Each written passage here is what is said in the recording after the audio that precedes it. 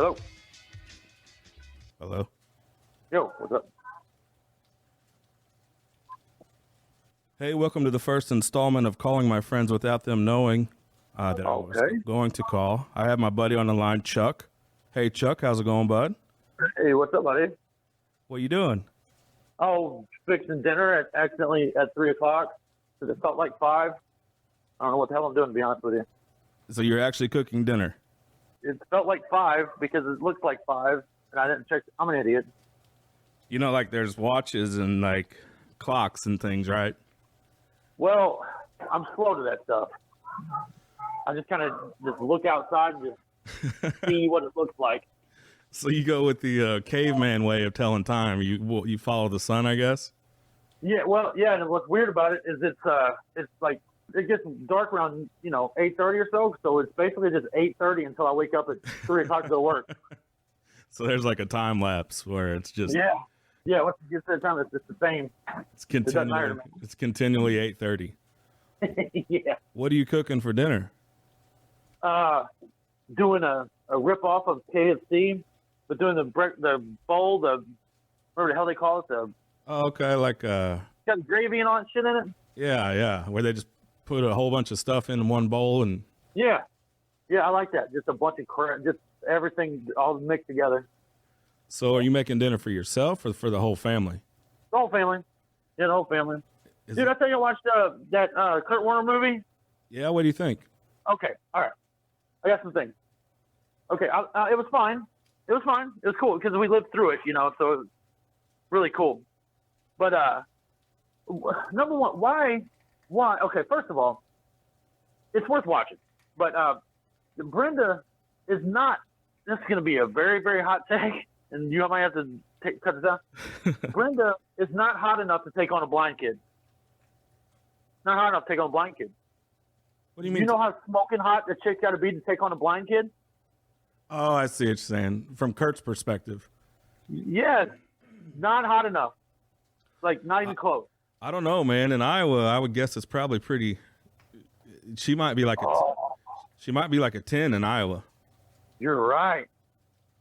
Like Anna Nicole Smith, like she's a 2 in Hollywood when she was fat, but like in Ironton, she's a 10, dude.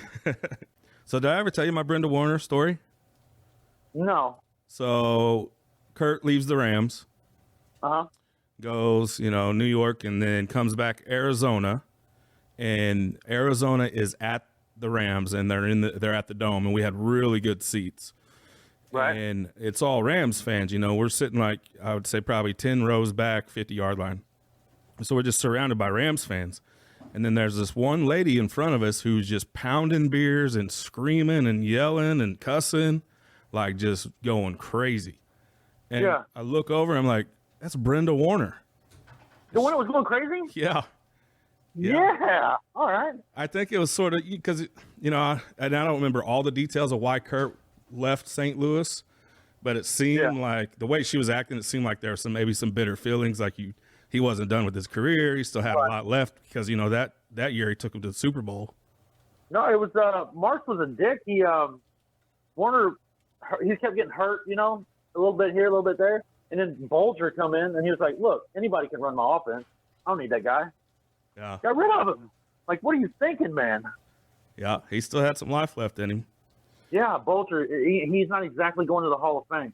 But anyway, so, okay, that movie, I mean, it was shot fine, but the football scenes, did you notice how bad the football scenes were? Terrible. Like just the way it looked, or like it looked like they were playing in front of like a junior college with no fans, like Montana State Technical College or some shit, like where 3 people would show up. It was weird. The football scenes were awful, and that dude couldn't throw, by the way. Yeah, he couldn't throw. You're gonna have a dude that played quarterback in a movie that can't throw? That's always tough. That's always tough to see those actors try to do something athletic like that. Yeah. Again, I mean, you mentioned it. I'm totally biased. I remember, that time period and the Rams and the Greatest Show on Turf holds a very special place in my heart and forever will. Absolutely, yeah. So I see the trailer, months ago, and I'm like, my gosh, that looks like the worst movie I've ever seen in my life. Like, it looked like even a bad movie for like Lifetime. Yeah. So I'm like, oh man, and I almost felt like obligated to watch it. But when I watched it, I enjoyed it more than I thought I was going to. Like the acting's not great, and there's some cheesy moments, you know, go get 'em kind of Kurt thing and all that. But I did enjoy it more than I thought I would. I don't think the trailer did him any help. Like, you know, trailer's supposed to make you want to see a movie, and to me, it turned me off. I think they could have kind of shot the trailer a little bit different, or cut up and edited the trailer a little bit different. Yeah, it looked like people like in St. Francis County just pulled money together and put this movie together. Like, it didn't look like it was a Hollywood movie. Yeah. Like the trailer, just like some cheap ass movie. Do you notice that Marshall Falk was about 300 pounds? Yeah, he looked like a fullback, like Jerome Bettis or something. He looked like Jerome Bettis. Yeah. Why in God's name? It's so weird, man, they would do that. I wonder if this is a big movie around the country, like, or if it's just around here. People around the country probably just don't give a shit. Well, like, it's got a nationwide release, I think. You know, like, it's on DirecTV where you can rent it there, and it's on the. Yeah. I'm not sure, but I enjoyed it more than I thought I was going to. If you get past some of the cheesy parts, I think it's enjoyable, especially for like a date movie or something. What I liked the most is when they would cut away from the movie and show the real, like what really happened, like the real play. Yeah, that was pretty cool. So they would cut away from the god awful football and that dude can't throw and put the real shit in there. It did feel like they kept pretty close to what actually happened. Like they were even, I forget what it was. They kind of cut away from a scene. Oh, they cut away from when Trent Green got hurt, and I even looked over to my wife and I was like, Dick Vermeil's gonna cry in the press conference. Like, this is the part where Dick Vermeil cries, and you know they show all that too. So I felt like they stuck pretty close to what actually happened. Yeah, they did pretty good, man. They made and they might have been, I don't know, they made it look like a weird ass stalker who goes to some chick's house and just shows up on her doorstep. Yeah, that's insane. His story is incredible. Like, just it's unbelievable. Yeah. It really is. I mean, like, if you didn't know if it was real, like, you would see that movie and not have some football knowledge, you wouldn't believe it, you know. You think it's a Disney movie. Yeah, exactly. Right. Yeah, I enjoyed it. So if you're listening to this, we'll tag it down below. It's called what's it called? American Underdog. American Underdog. Yeah, baby. I actually met him. I met him a couple times, and you know when you meet somebody and they're exactly what you think they'd be? Oh, yeah. He was like that. That's good. Yeah, super, super nice. Like, this kind of world? Extraordinarily nice. Like, too nice almost. I didn't know he had so many damn kids. He's got a ton of them. Like, his kids also are, like, big time, football-wise. Oh, really? Yeah, like in the state of Arizona. They live in Arizona, apparently. Yeah, good-looking kids. They showed the picture afterwards of the family. I was like, oh, wow. Good-looking family. Good for him. Yeah, that's I'll tell you what, man. That is a way to get in a chick's panties, man. You take on her blind son. Holy shit, that's a good move, man. I mean, it's tough, but it's a good move. That's one you're gonna have to stick with for a while, though. Yeah, like if you look some chick up on a dating website or something, she's super hot, and you're like, God, please have a blind kid or something. Nobody else want to date you, but I'm gonna have to like suck it up to get it with you. He's definitely a better man than me. I walk into that mess and I'm leaving right away. Like wow! Right when I ding dong the door, or like did the doorbell, opened up. I seen him. Nope, out. Wrong house. Sorry, hon. What about the short hair look on Brenda? No. Well, no. Not your thing? Not my thing. No. Not mine either. I mean, some people can pull it off, but not her. I just don't think she's very hot in the first place. But yeah, she seems pretty cool though. She was in there screaming and yelling and cussing. I like that. It's my kind of chick. She looked pretty good that day, up close and personal. Yeah, she did. She was all fired up, man. I was like, man, who's this crazy lady? I look up and it's this church-going lady that's like supposed to be this, holy roller or whatever, and she's pounding beers back like she's from East Bon Terre, and she did seem pretty defensive about something. I don't know. Oh, I'm sure they were pissed. Yeah, but dude, Marks was a douche, man. He all he needed to be was an offensive coordinator. That's it. That's some of those coaches, man. They're great at that. They try to get a little more hair on their chest. They try to move up, and and it don't work. You haven't had a chance to watch the Kanye documentary yet, have you? No, but I'm going to. You said it was good, so I'm like, yeah, I might do that next. So they're doing it. They're releasing just one episode at a time, but the episodes, like this one I watched, I think it was released yesterday. I watched it today. It's like an hour and a half long, so it's a little bit of a commitment. But talk about incredible stories. I kind of caught on to Kanye pretty early on. I'm not sure where I heard about him or whatever, but that first album I was really on top of, and I really enjoyed and was all about. And it kind of takes you throughout his career, and it's kind of up to that point in the first couple episodes. But yeah, if you get a chance, man, watch that. Watching that is just, and his story is incredible. You told me his story at the time, and I liked it. You know, he'd gotten an automobile accident or something like that, and messed him up pretty bad. And then I got to know him, you know, more, his personality, and I hated his guts. Yeah. But then, like, my wife was telling me, she's like, listen, you know, it's just that culture. She's like, you know, the people that, you know, the black people, they like people that are boisterous and, you know, this what the hell I'm going to do and all that. So I kind of got it after that. Like, so I actually like him again. You know, there's only 2 episodes in, and I'm not sure how many episodes they have for the whole series. But I think what people are going to come away with is that fine line between genius and insanity. I really do think he's a genius, but I think he's also insane.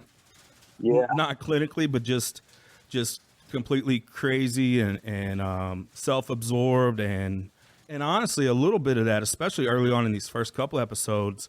It's a little bit endearing because he just believed in himself so much that when people told him no, we're not going to put your record out. No, we're not even going to, you know, even when he was on a record label, Rockefeller Records, which is Jay-Z's, you know, label. Is that who originally gave him the shot? Like, did sign him? That was his, Jay-Z? That was his first record deal. Yeah. Was Rockefeller Records. And he started out as a producer. So he would make beats that like, even like H to the Izzo is a Kanye beat. And even some other stuff like very early on that you would recognize. But everybody was like, oh, he's just a producer. He's just a producer. And he's like, no, I'm more than that. I want to be an actual artist myself.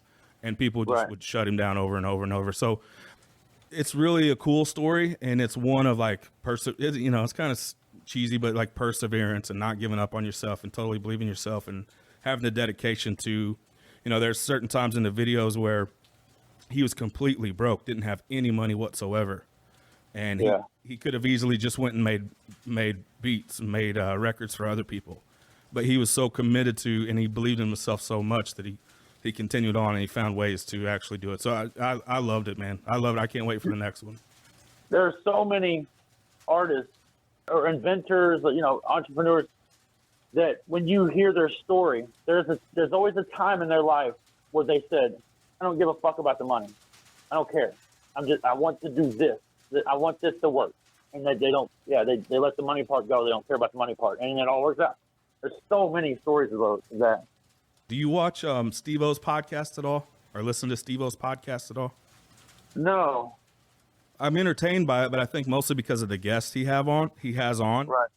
And actually one that I enjoyed was one of the dudes from ICP, the Shaggy 2 Dope. Yeah.